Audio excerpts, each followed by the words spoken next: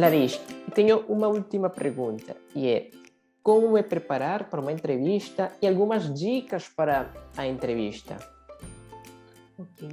Ahm, Em termos de se preparar para a entrevista, é como eu falei anteriormente, o mais importante é saber onde que vai fazer a entrevista, qual que é aquela empresa, qual que é aquele empregador, que área que ele trabalha, e assim que chegar para a entrevista e estiver presente com o empregador, vai sempre falar um bom dia, uma boa tarde, como estás, tratar sempre de forma muito cordial. E aqui em Portugal é muito importante a questão dos pronomes que são usados quando você vai falar com um empregador. Então, se não sabes exatamente qual seria o correto, pode sempre perguntar: posso lhe chamar por tu ou preferes que eu te chame por você? E a partir dali, vai definir, sempre que for falar com o empregador e responder alguma pergunta, usar aquele pronome específico que ele te indicar.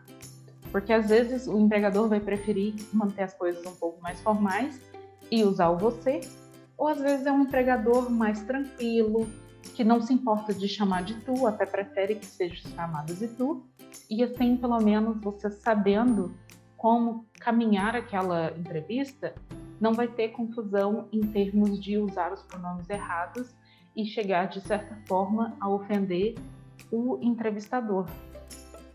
Uma outra questão importante é, como eu falei, sempre se preparar antes da entrevista.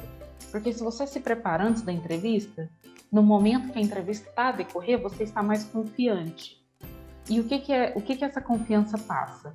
É você olhar para o entrevistador de forma direta. Não, claro que tem a questão das expressões faciais, você não quer mostrar facialmente que você está com raiva, ou que você está muito sem graça, ou que você está, não sei, alguma coisa me deixou estressado antes de vir para a entrevista.